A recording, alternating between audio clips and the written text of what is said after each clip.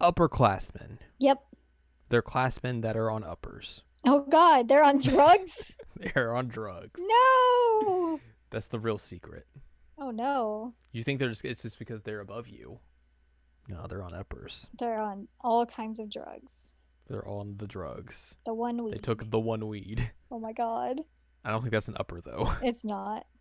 That's the opposite. It is the opposite. That's a downclassman. Lower classman. That's the word. Oh boy, we're off to a great start here on this week's episode of Jared and Al Watch K-On! It's episode number 31. I'm Jared, joined as always by Doc, Al, and Ladium. Hello. And we're here to discuss season 2, episode number 16, entitled Upper Class Men, or Senpai. Senpai. I still never understand why some people will, like, when subbing stuff or translating stuff, will put it as senpai or senpai. Yeah. Legitimately do not understand that. Yeah, I don't either. There's no singular M in Japanese. Yeah, I don't know why they do that. It's very weird. I don't like it. Confuses the heck out of me. Anyways, we're discussing the upperclassmen today, as we're going to take a look at Azusa. Mm-hmm. And how she feels about the upperclassmen, and specifically their drive, their motivation towards the light music club, and her relationship with them. And exactly, she of course she is noticing that they have not been doing anything. That's not They've unusual. been drinking tea a lot, eating sweet snacks, and it starts the episode off, and basically all that's happening, she notices Yui has a sticker in her hair, which is going to become a thing. Mm-hmm. Stickers. She goes to get it out, and June shows up and is like, "What are you guys doing?" And I was like, "Ah!" So Azusa, like, the next day just tries to describe the schedule of the light music club, and like she's like, meeting, practice, meeting, and June's like, "You guys have a lot of meetings. Like, what are you guys talking about?" And I was like, and we like bails her. I was like, "Oh, you guys talk about music stuff, right?" He's like, "Yeah, that's exactly it." Yep, we are the light music club. We love music.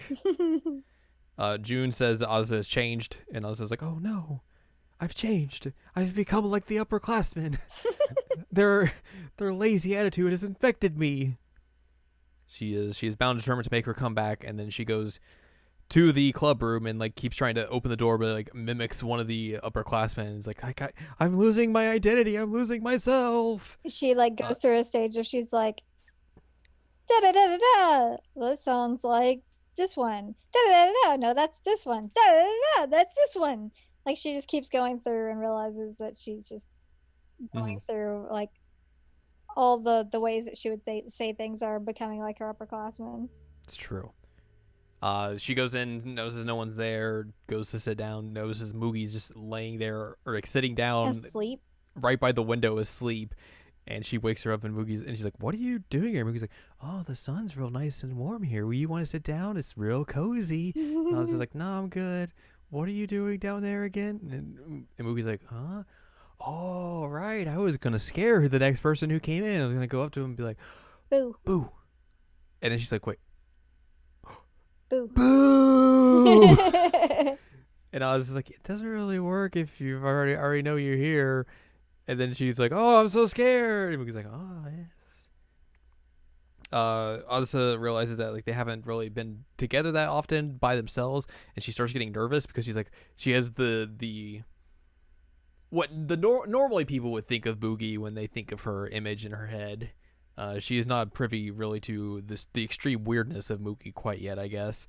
But she starts getting like nervous and is like, "Oh God, we should practice." And Mookie's like, "Okay, let's practice. Hey, is the guitar hard?" And I was like, "I guess." He's like, "Oh, I've always wanted to try this." And he's like, "Here you go." And then she holds it really awkwardly. He's like, "No, you got to put the strap over." He's like, "Oh, okay. Here you go. I'm done." And I was like, "Don't you want to like try playing it?" She's like, "Oh." Azusa tries to teach her some chords, and then Mugi struggles a bit. They have some tea and wait for everyone else. And they're just like, and Azusa's really just learning that Mugi is just a weirdo Yep. throughout this entire bit of it. The others are just like outside, like watching, and then Azusa like goes up to them and is like, "What are you guys just doing out here, you goofs?" So that happens. Also, Azusa notices on the mirror that there are stickers there. Mm-hmm. And she's like, "I know who did this. I know who did this." Only one of us loves stickers this much. And they also decide, hey, we should do a song for the next festival. Mm-hmm. The next day, the second years again have a discussion of the Light Music Club. They talk about Mugi and Mugi being weird, and they're like, "Oh, I would never imagine Mugi's weird." Asa again feels like she wasn't productive, so she's making her comeback, her grand comeback. She goes to the club room again. This time Mio's there. She's like, "All right, we're gonna practice this time. This is gonna happen." Mio's like, "Okay, yeah, let's practice. Give me a sec though. I'm just gonna change out my strings. Gotta get that all done, and then once we're done, we can go ahead and practice." Asa makes a suggestion for the festival that they do a ballad, and Mio's like, "Okay, yeah, that's not a bad idea. We should tell that to the others. See what they think. We'll float that out there. All right." Mio fixes her strings, practices her bass, gets it in tune, all that sort of stuff. Ba-da-ba-da-ba-ba-ba-ba-ba. And then Asa says like, "Great, let's go have some tea." And then like she gets up and is like, and Mio's like, "Oh, I thought you wanted to practice. I guess we can have tea." And I was like, "It was a suggestion." Like, "Oh, okay. It was a suggestion." Before anything else happens, Ritsu barrels in and is like crying. He's like, "Mio, I need your help. I can't sew." They're like, and he was like, "Yeah, she can't do the home ec project. She's bad at sewing." And they even say like she can sew buttons and things like that, but if it comes to a machine, she can't do it.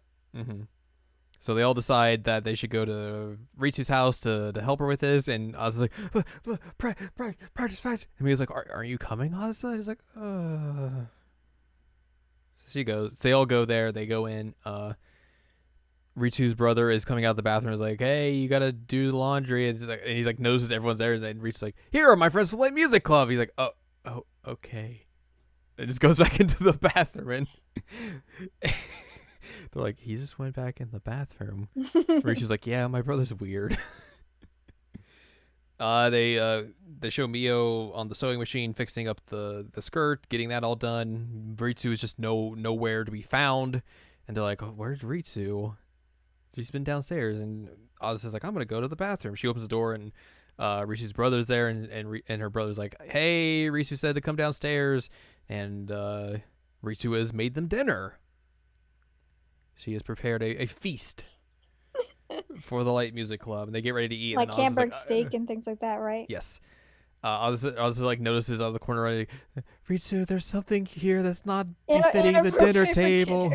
And she's like, and then Ritsu just gets up and is like, "Sorry, those are my dad's." like her dad's laundry's out like in his underwear, and he was like, "It's pink." It's pink. And she's like, "Stop talking about it." They sit back down again, and then they have some food. I love how upset they are about underwear. Yui's very happy that they got to have rice, and Ritsu's like, "Well, duh, we gotta have rice. We're Japanese after all. Come on, you gotta have rice." I mean, I agree. It's true. I mean, that's you.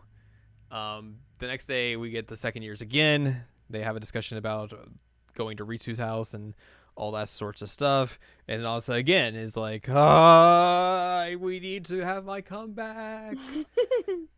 She goes to the club room again. This time Yui's there.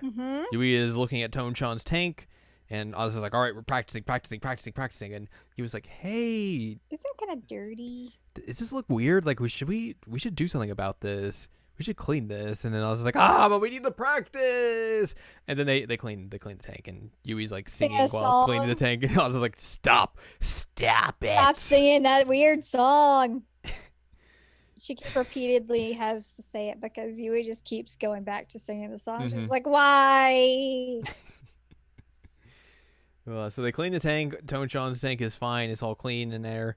And then afterwards, I was just like, all right, we're going to practice. And he was like, hey, by the way, I wanted you to like show me some stuff about the song Moogie wrote because I didn't quite understand it. And I was like, oh, you probably meant the guitar solo part. And like, and Yui's like, nah, I literally can't read this. I don't know musical notation. So it becomes like a study session of Azusa teaching Yui all these different musical notations, like the differences between the little notes and everything, what they mean and everything. And then Yui's like passing out while it's happening and not understanding what's going on. And then they have some tea. It's great though because like Yui picks up phrases from this. So like at one point she says like Asa is fortissimo mad. Yes. And then she says that like the tea was perfect for fermataing for, and they're just like, stop using it like that. It's fantastic. We get to the next day and Asa again with the second years. This other student comes and is like, is Asa here? And Asa's like, yo, what's up? And he's like, here, is this yours? And it's her keychain that's on her bag. And she's like, I guess that's mine. And he's like, how did you know? And she looks on the back and there's a sticker on it that says Osneon. It's another Yui sticker. Yui sticker. They go, the Light Music Club goes to Nab's tea and everything. They're like, here, you get to have this dessert cup, Asa. And she's like, but I had the last time. And they're like, no, it's labeled. She looks under it and it has the same sticker on it. And Yui's like, aren't these stickers real cute? And Asa's like, I'm going to peel this off. It's like, no. And then finally they end up back in class talking about what they're going to do for the school festival. The second years are going to do like a cafe of some sorts. And Asa's like, yeah, okay, that's fine. I guess we're going to have to all wear cat ears, right? Because maids wear cat ears. And everyone's like, what? What are you talking about? That's not a thing. And I was just like, oh, no! Oh, no! And that's how we end the episode. It was awesome. So yeah, that is it. We are leading up to the big school festival, which is going to be quite a few series of episodes and going to be very ridiculous. Asa is reminded that her senpai are nutso. Yes, it's very true. So that does it for this episode. Next time we will be discussing season 2, episode number 17, entitled "No Club Room." I wonder what's gonna happen. They're remixing "No Thank You" into "No Club Room." Nice. So if you'd like more from us, go to seasonlanguagecheckup.com or sac.cool. If you can find past episodes of this podcast and other podcasts like Season Language Checkup and Season Language Checkup OVA. And you can find columns and reviews on the site as well. If you like more from Ann Ladium, go to annladium.com. She's got columns and reviews. And you can follow us on Twitter, twitter.com/animecheckup. So next time we will see what happens when the Light Music Club doesn't have a club room. Da-ba-bum.